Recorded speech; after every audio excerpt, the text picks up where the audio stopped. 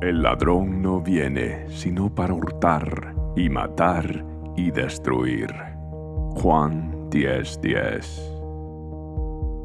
Hoy quiero hacer una pausa a nuestro programa habitual para poder compartir una perspectiva bíblica respecto a los ataques terroristas que se han suscitado contra el Estado de Israel en este mes de octubre del año 2023.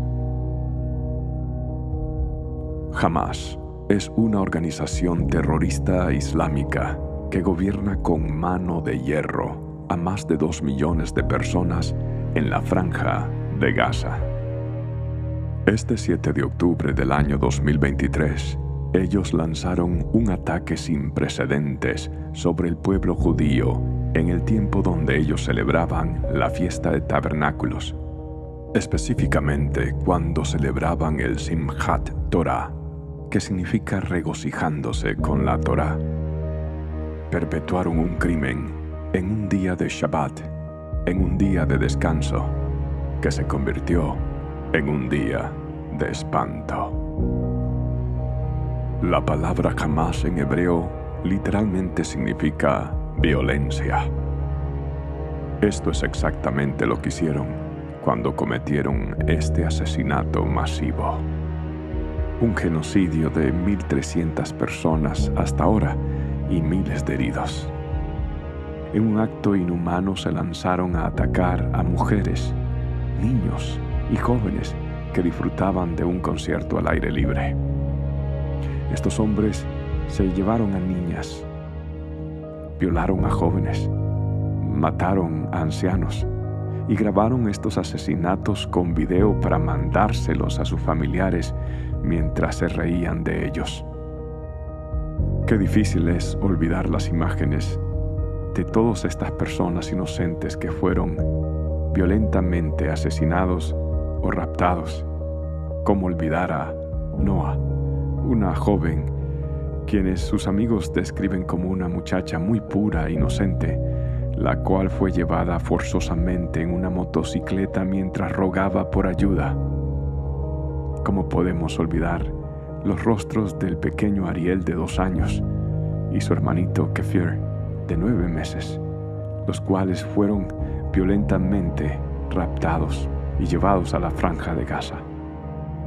¿Qué podemos decir de Jaffa, una mujer de 85 años sobreviviente del Holocausto, a la cual raptaron y pasearon por las calles de Gaza como que si fuese un trofeo mientras las personas se burlaban de ella? El día de descanso, Shabbat, donde sucedió todo esto, se convirtió en un día de espanto. Lo que hizo Hamás es peor que lo que hizo ISIS, el Estado Islámico, porque por lo menos aquellos atacaban más que todo a militares. Pero ¿por qué Hamás decapitó a 40 bebés? ¿Por qué atacar a gente inocente, a familias enteras que estaban descansando en sus propios hogares? ¿Por qué matar a niños en sus propias cunas? No me cabe duda que esto fue inspirado por las mismas fuerzas del infierno. Hamás está operando un espíritu satánico, pero no es algo nuevo. Para entender este espíritu destructivo, tenemos que remontarnos miles de años atrás, al pueblo de los amalecitas. En el libro de Éxodo 17, la Biblia registra la primera vez que los amalecitas vinieron a atacar al pueblo de Israel, precisamente en un momento de gran vulnerabilidad. Ellos se aprovecharon para atacar a las personas más débiles que estaban enfermas, a los más vulnerables, seguro que entre ellos mujeres y niños. Esto fue de tanto desagrado a Dios que después de un tiempo Dios le ordena esto al pueblo de Israel en Deuteronomio capítulo 25, verso 17. Nunca te olvides de lo que los amalecitas te hicieron cuando salías de Egipto. Te atacaron cuando estabas cansado y agotado, e hirieron de muerte a los más débiles que se habían quedado atrás. No tuvieron temor de Dios. Por lo tanto, cuando el Señor tu Dios te haya dado descanso de todos tus enemigos en la tierra que te da como preciada posesión, destruirás a los amalecitas y borrarás su memoria de la faz de la tierra. No lo olvides nunca.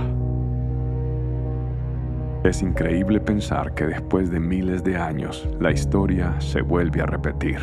El espíritu de Amalek se vuelve a levantar contra el pueblo de Israel. Esto, mi amigo, nos recuerda que definitivamente no estamos luchando contra carne ni sangre, sino contra potestades espirituales de las tinieblas. Lo que estos terroristas de Hamás hicieron no es solamente crueldad, es total maldad.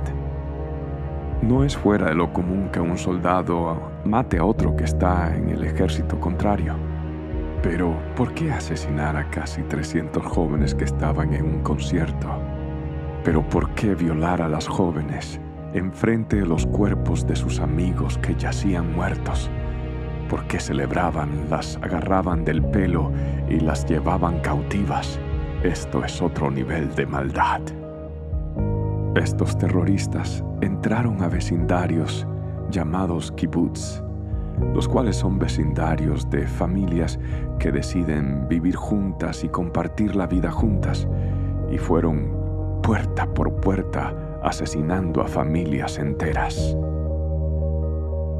A través de la historia de Israel, este espíritu amalecita se ha levantado una y otra vez hasta el día de hoy.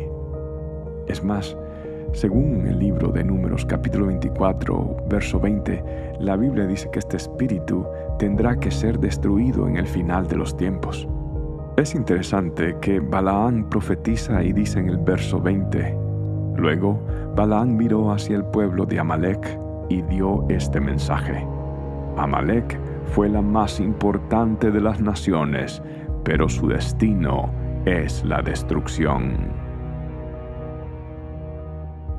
Alguien dijo que para que el mal triunfe solo se necesita que los hombres buenos no hagan nada. Y a través de la historia de Israel, Dios siempre levantó paladines que tenían que confrontar este tipo de maldad.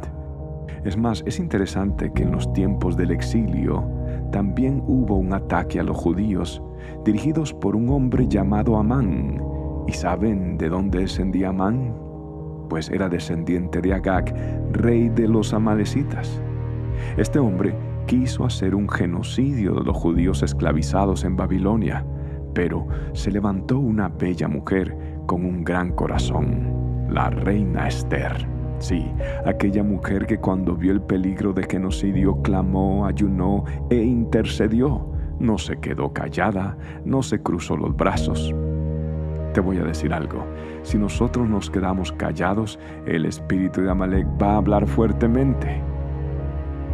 En los tiempos de hoy, cualquier cosa que uno diga a favor de la palabra de Dios, a favor de la familia tradicional, o en este caso a favor del pueblo de Israel, inmediatamente vas a ser criticado, sobre todo en redes sociales. Me he quedado asombrado cómo la opinión pública está en contra de Israel y lo presentan como el villano, cuando fue Israel quien fue atacado.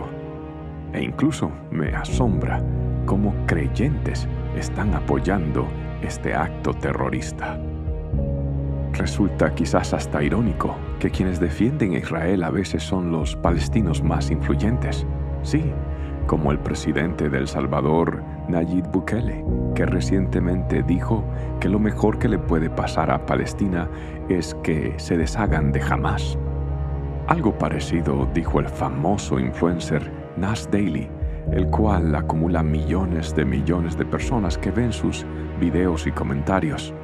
Él dijo que antes él se identificaba como palestino-israelí, pero que desde ahora en adelante se va a identificar simplemente como israelí, pues él prefería que Israel sea gobernado por los judíos que por estas organizaciones terroristas. Yo no concibo que alguien lleno del Espíritu Santo pueda odiar a Israel. Es imposible que alguien lleno del Espíritu pueda odiar lo que Dios ama. Pero la pregunta es, ¿te vas a quedar callado o vas a defender lo que Dios defiende?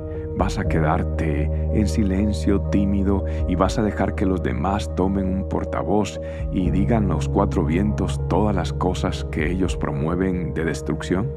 No nos podemos quedar callados. Creo que tampoco vamos a gastar nuestro tiempo en debates inútiles e incansables, pero de vez en cuando yo creo que con humildad, con inteligencia, con creatividad, con buenas evidencias y datos, debemos aclarar y llamar a lo malo malo.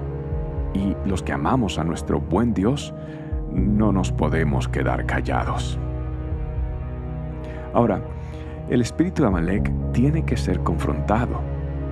Me llama la atención que Saúl fue uno de los que perdonó la vida de los amalecitas.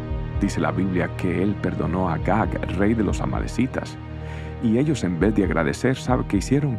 Continuaron saqueando la tierra hasta que se metieron con el hombre equivocado, el rey David.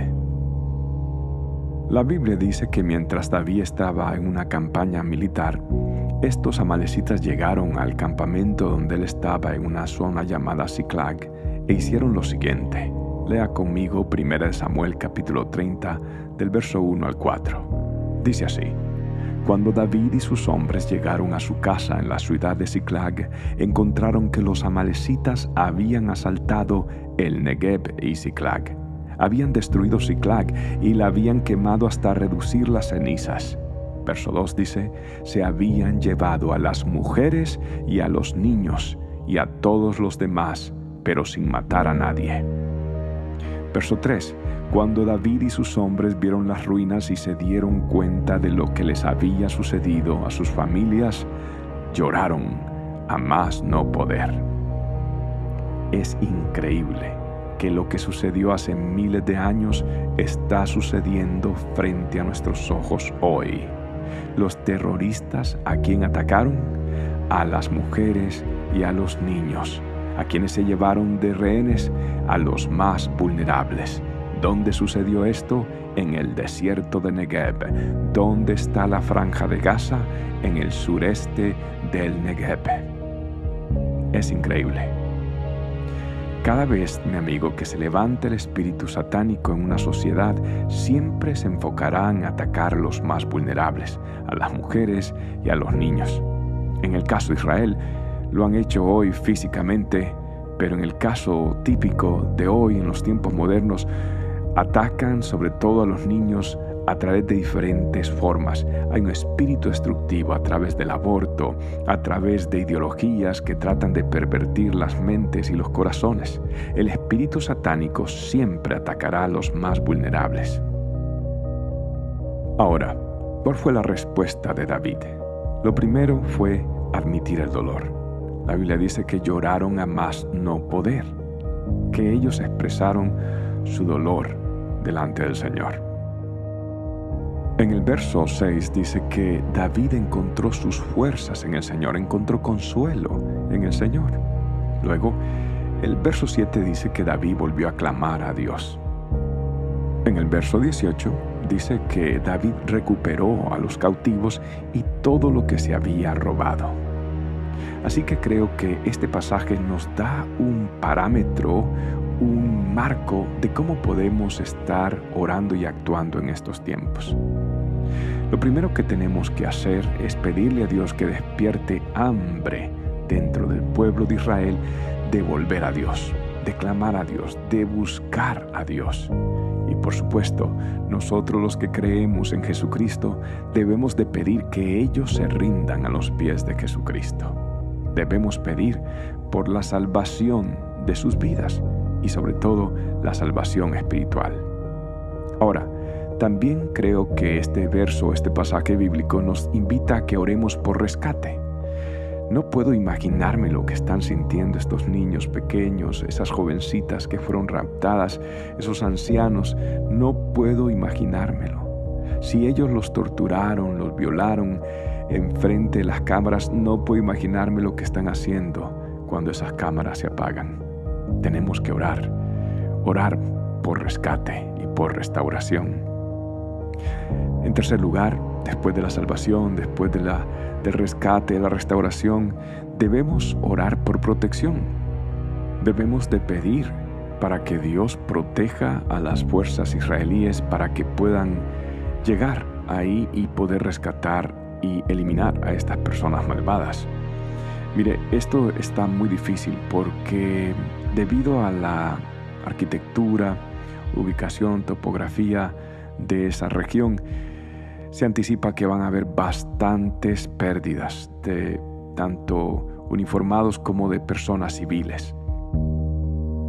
En cuarto lugar, nosotros tenemos que pedir por victoria sobre las fuerzas del mal. Muchas veces como cristianos entramos en el debate entre la gracia y la justicia, pero la teología cristiana cree un Dios también de justicia. Obviamente creemos que es un Dios de gracia, sobre todo es el pacto de la gracia que tenemos y creemos que Dios perdona a todo aquel que confiesa a Jesucristo como su Señor. No obstante, si alguien se endurece, Jesús dijo ya ha sido condenado. Así que también Jesús dijo, el que le hace mal a un niño es mejor que se ate una piedra de molino y se tire a la mar. Estas personas de Hamás, estos terroristas, han actuado totalmente guiados por Satanás. Estas personas deben de enfrentar la justicia divina. Y por eso debemos orar para que haya una victoria total sobre las fuerzas del mal.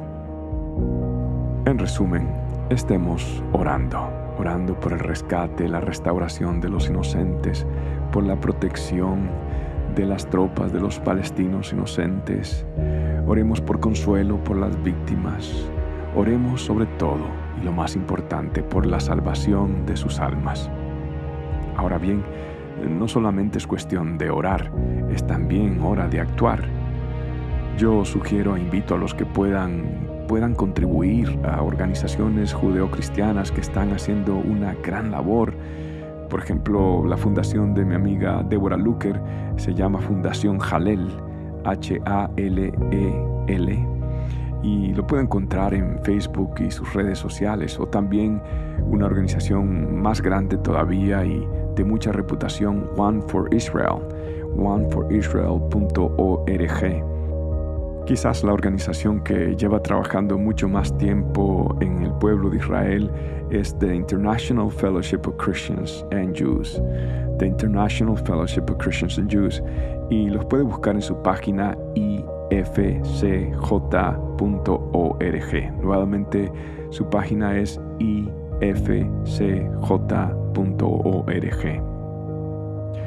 Así que quiero concluir este tiempo orando e intercediendo, pero sobre todo declarando la palabra de Dios sobre el pueblo de Israel, creyendo que las promesas de Dios se van a cumplir, las promesas que Él dijo en el Salmo 46. Dios es nuestro amparo y nuestra fortaleza, nuestro pronto auxilio en las tribulaciones. Por lo tanto, no temeremos, aunque la tierra sea removida y se traspasen los montes al corazón del mar. Aunque bramen y se turben sus aguas, y tiemblen los montes a causa de su braveza. Selah. Del río sus corrientes alegran la ciudad de Dios, el santuario de las moradas del Altísimo. Dios está en medio de ella, no será conmovida, Dios la ayudará al clarear la mañana. Bramaron las naciones, titubearon los reinos, dio Él su voz y se derritió la tierra. Jehová de los ejércitos está con nosotros. Nuestro refugio es el Dios de Jacob. Selah. Venid, ved las obras del Señor, que ha puesto asolamientos en la tierra, que hace cesar las guerras hasta los fines de la tierra, que quiebre el arco, corta la lanza y quema los carros en el fuego. Estad quietos y conoced que yo soy Dios. Seré exaltado entre las naciones, enaltecido seré en la tierra. Jehová de los ejércitos está con nosotros. Nuestro refugio es el Dios de Jacob. Selah.